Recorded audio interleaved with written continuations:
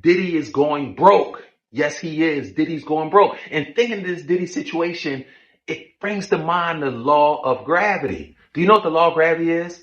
Well, it's whatever goes up, it must come down. I don't care how much gas you got. I don't care how much, intelligence you got. If you go up, you got to come down. Here's the thing about Diddy. See, when the people promote you, when the people build you up, the people can tear you down. And some of the same people that Diddy did partnerships with and became a billionaire with are some of the same people that's saying, give me that back. Give me that money back. But was this all planned? Was this all a part of the elite's plan to ultimately allow Diddy to implode and then pull the carpet from up under him? See, nobody escapes life free. We all must be accountable to the universe. That's God's system, perfect system he created to govern us. And it's undefeated and it keeps a perfect score. We all must account for the energy, for our contribution into the universe, our words, thoughts, and actions. All of our energy that we put into the universe, we must also get back before we depart this universe. Even you, Diddy, nobody escapes free, right? So was this all a part of the elite billionaire's plan to defame Diddy and take his money? First, use him to build their brands, partner with him, and then pull the carpet from under him and watch him fall. Here's the thing. He doesn't even got to be named guilty. The mere fact that he has to pay all these lawyer fees to cover these allegations, that in itself is enough to break him. Now check Diddy out. Diddy's a secret billionaires club. He's a part of this secret billionaires club. And, similar to Illuminati and different things like that, where they have secret codes and secret ways that they operate. Now, one of the Wall Street elites praised Diddy when he was making his claim to fame, and he was so smart and marketing genius. He said that Diddy is a genius before the sex trafficking allegations. But Diddy became recognized as a marketing genius by the elites, and because he turned his rap business into an empire, a diversified empire. Rap became one of the smallest pieces of his portfolio.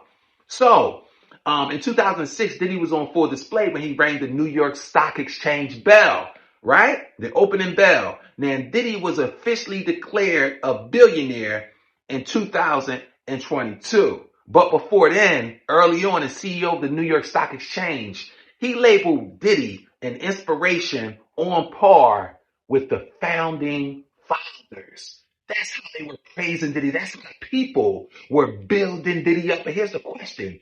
Did they build him up knowing that they were going to eventually tear him down? Did they use Diddy to build their brands only to benefit and then tear Diddy down and also benefit off of what Diddy had? Find out. Don't nobody go in the bathroom for about 45 minutes. You done fucked up, you know that, don't you? You got knocked the fuck out! What's up, man? Now, as I mentioned, in 2006, Diddy was on full display after ringing that stock exchange bell, ringing the bell at the New York Stock Exchange. Now, again, he also partnered with another big-time recognized billionaire. I'm talking about tens of billions of dollars, Ron Burkle. He and Diddy are tight, and Wendy Williams used to always pick jokes at Diddy, and people took it for granted, thought that she was hating and different things like that. But now, since these allegations and all this stuff is coming to light, they're taking the stuff Wendy Williams used to say and some other people more seriously. Now, this guy, Ron Burkle, he's a big deal. So, Diddy, he was well recognized. Again, he does dealings with the billionaire Ron Burkle. In fact, Diddy, Burkle, and Mark Wahlberg collaborated on purchasing a water company called Aquahydrate. Now, this happened a few years back. Now you got Mark Wahlberg, this guy Burkle. But as we unpack this, and what you'll hear soon, is we're going to hear some of the connections of Burkle, which includes Jeffrey Epstein, who was also arrested and convicted and found guilty on sex trafficking charges, and he allegedly killed himself in prison. Now, this guy, Ron Burkle, was allegedly close friends also with Jeffrey Epstein, who was also sex trafficking, had Epstein Island, had a whole island, a sophisticated operation. Were they all in cahoots? Is this who trained Diddy on how to become a sex trafficker, allegedly? I don't know. What you think? Now again, Diddy hit the industry with a major spiel. He made big noise hitting the industry. And again, it wasn't just Diddy, it was Bad Boy with the featured artist, Biggie Smalls. Rest in peace. You know, he was the big act, and Diddy rode his coattails until ultimately Biggie died, and then Diddy took his and elevated. I don't know. They say he allegedly has some. I don't know. All I know is that this is what happened. So when Diddy came out, he started raising eyebrows. Who is this guy? Who is this guy? Take that, take that, take that.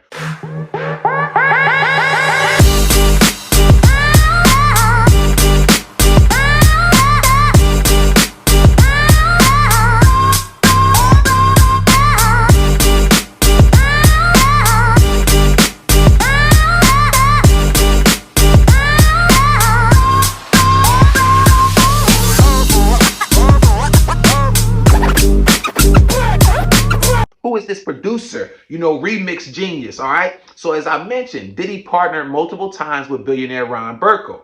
Diddy was mentioned by hedge fund genius Ray Dalio. Also, he has tens of billions of dollars. So Diddy made such a name for himself that he was starting to operate and mingle with the elites of the elite. Now, his fashion line sold in Macy's and Dillard's. Diddy also partnered with alcohol tycoon Diageo. And as you recall, just recently, Diddy filed a lawsuit against Diageo saying that they robbed him out of millions and millions of dollars, right?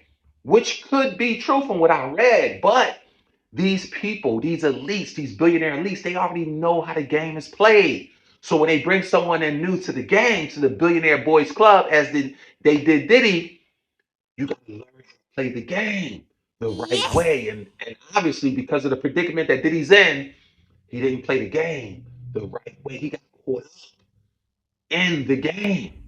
See, so the game is played on the outside, but the game is won on the inside, right? In your mind. Yes. So again, like I said before, Diddy created a diversified portfolio which largely included fashion. His fashion line sold in Macy's and Dillard's. Diddy also partnered with alcohol tycoon Diageo, as I mentioned. Diddy opened the New York Stock Exchange with Estee Lauder. They're also a big billionaire family, right? And he partnered with them, which eventually, and you'll hear, I'll tell you this, it led to another business deal that put Diddy in some big time company. Now, Diddy landed many major deals, but none more prominent than the deals with Zach Posen and Liz Claiborne, right? He owned half of his own TV network, Revolt. As if Diddy wasn't diversified enough, he teamed up with the Salesforce owner, Mark Benioff, to launch a black business marketplace. Diddy couldn't lose. Diddy was in with the who's who, and the only person that could defeat Diddy was himself if he imploded, if he chased the materialism, if he got too big for his own self. See, money, you become rich, it only makes you a rich, whatever you started out as. So the money only made Diddy more profound than what he already was. And if these allegations hold true, then that means that Diddy was a sociopath, was a narcissist. And ultimately, that's what we're seeing play out in broad daylight. Anything significant that you want to accomplish in life is going to take boldness. Now, one thing that stood out about Diddy was just that. See, the thing about boldness, and it even says it in the Bible. See, if you're lukewarm, God will spat you out. But if you're not bold, the devil don't even want you either. Now, here's the thing. Even if you're bold toward evil, toward unrighteousness, God will respect it. He just won't bless it because it's evil. But boldness is the ticket to everything. So not only was Diddy known for his canny marketing abilities, his charisma, and also his charm, but his boldness is what attracted the big baller billionaires, because boldness is what takes precedent over everything else. Right now, in 2003, Diddy sent the Dallas Mavericks owner, Mark Cuban, an email to design the uniforms for the Maverick. Now, not to mention, Diddy and Mark Cuban had never met prior to this. Never talked, not once. The boldness, some would say the audacity, But a closed mouth don't get fed. If you never ask, you'll never get it. Diddy was bold in that manner, right? Now, Diddy's boldness to send a cold call email didn't go unnoticed. Mark Cuban respected Diddy's boldness approach, but was uncertain to offer because sports teams at that time didn't do business with entertainment individuals, right? But something changed because according to Cuban, he and Diddy had never met the initial time, but he liked his boldness. And as a result, Diddy landed the deal and designed the Dallas Mavericks uniforms in 2023, which was a win-win. It was a win for Mark Cuban and the Dallas Mavericks because now you were able to be pulled over into the hip hop culture and put you in a different light as far as notoriety and different followers and different admirers of the Dallas Mavericks and also of you, Mark Cuban. But it also benefited Diddy because it now had his brand being viewed in the sports arena, which further opened up more opportunities for Diddy to further diversify his portfolio. Smart deal for both parts, right? Now, Diddy studied business at Harvard University, and it certainly paid off at Howard University, rather, not Harvard, my bad. It was Howard, HBCU. Now, the same year as his Mavericks deal, Diddy got billionaire Ron Burkle to invest $100 million into his clothing company, Sean John. So the thing about Diddy, he has something about him that people resonate with. He has this charm, he has an inviting personality in which people wants to be a part of it. In fact, this is why his parties were so successful. It wasn't the fact that people were partying, they could party anywhere. It's the fact that they were partying with Diddy.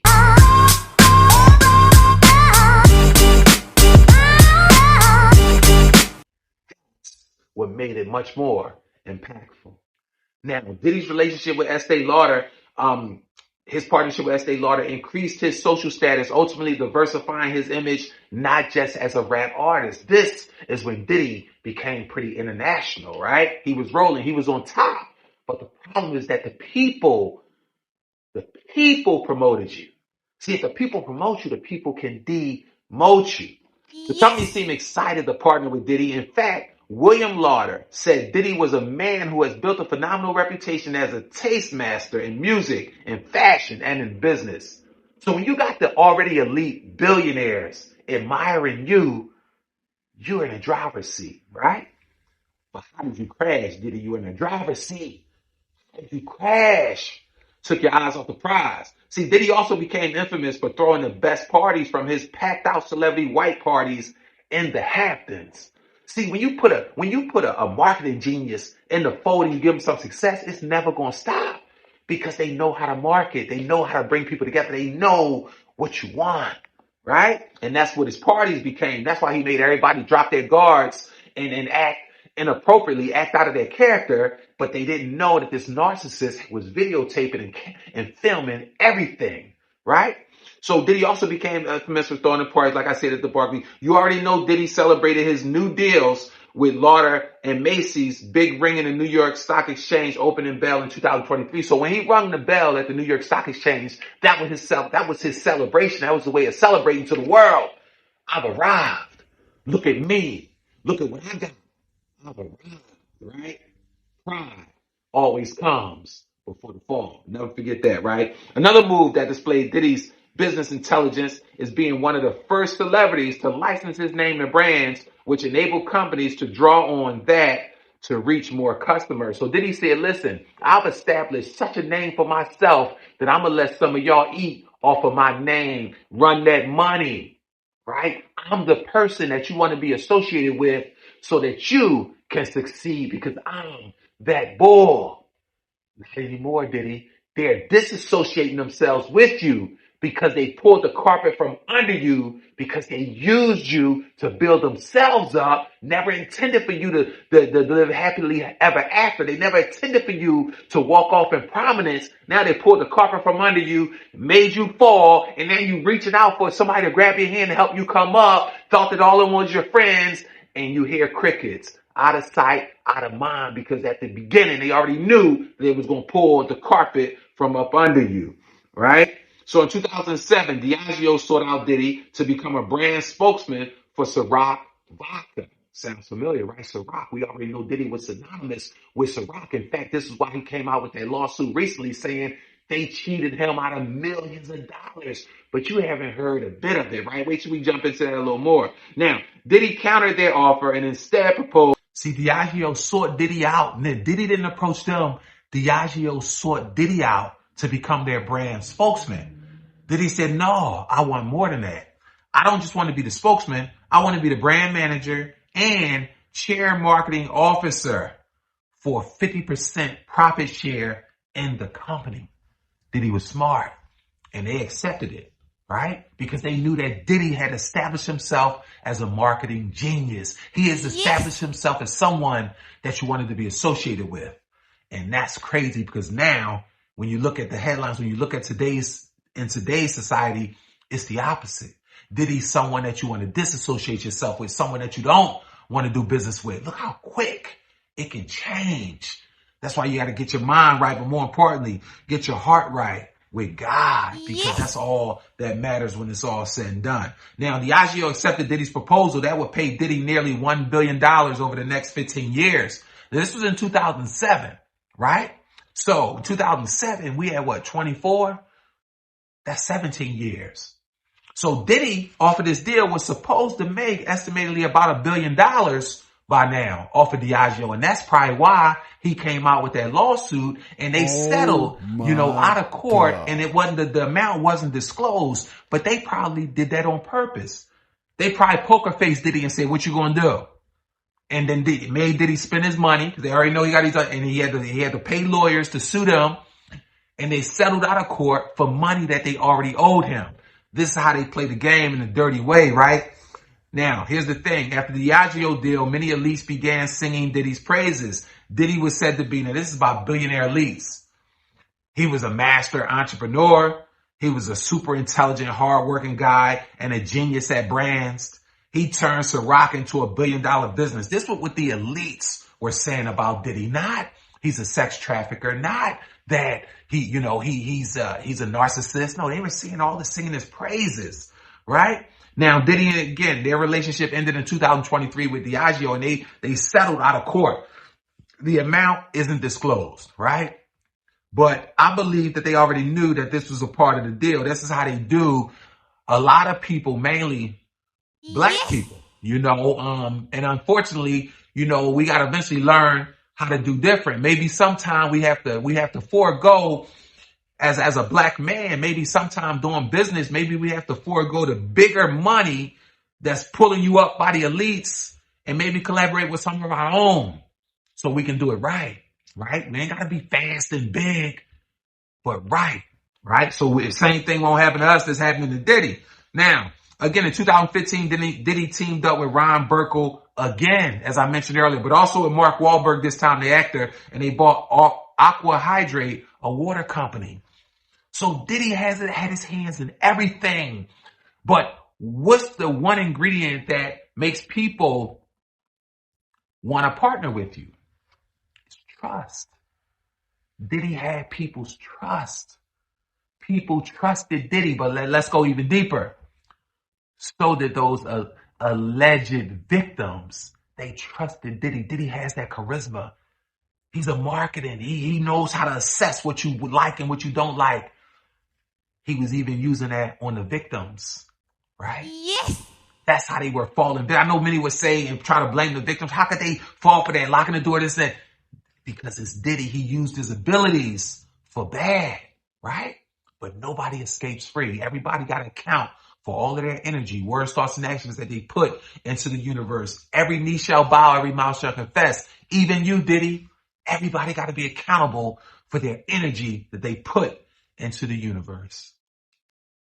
Now, after these sexual assault allegations started to mount, Ron Burkle's relationship with Diddy, his close relationship with Diddy didn't help. Burkle has been linked, check this out, also to alleged sex trafficker. He was listed. He wasn't just mentioned, he was listed as a person of interest in the Jeffrey Epstein case. Yes, he was. He was mentioned. So here's the question. Here's the thing. Why was Ron Burkle and Diddy's so close. You're usually close. You usually do business. You usually interact with people that you have commonalities with. People that you have common interests with. Now you got Ron Burkle that was associated with, Jeffrey Epstein, that we already know had Epstein Island, who was a known sex trafficker, had a whole elaborate situation, a whole island designated for that. And some of the names listed on that, big time names, Bill Clinton, Oprah, and so forth and so on, Disney, a host of others. What's your take, Diddy? What part did you play in it? Were you aspiring to be like Jeffrey Epstein? Were you abused as a child and you just acted out learned behavior? But now as a billionaire, you just had access and money just makes us a richer, whatever we started out as. So if you were a sexual assault victim and a narcissist, now you're a rich sexual assault victim and narcissist. So sexual assault victims usually become sexual assault perpetrators. Man, my heart goes out to you, Diddy, but more importantly, my heart goes out to the victims that you allegedly assaulted. But my heart goes out to you because I think you were used. I think you were a pawn in this big elaborate game called life with the billionaire elites. I think they used you to elevate themselves and elevate you too, but yours was only for a time being. Because see, when the people build you up, the people can tear you down, right? And the thing about trust is a time-tested attribute, meaning that it's one of the hardest things to build, but one of the easiest things to destroy. You've destroyed the trust, Diddy, that you've had with the people. And now all of your abilities, your charisma, your ability to market, your ability to socialize and engage people, it means nothing now. Because the most important ingredient a leader must possess is character. If you don't believe me, ask Bill Clinton, one of the alleged people that's friends with a friend of yours, Ron Burkle, and also allegedly associated with Jeffrey Epstein. Once you lose character as a leader, you are no longer effective as a leader. Character is the most important trait. And here's why. Because your character protects your gifts and abilities.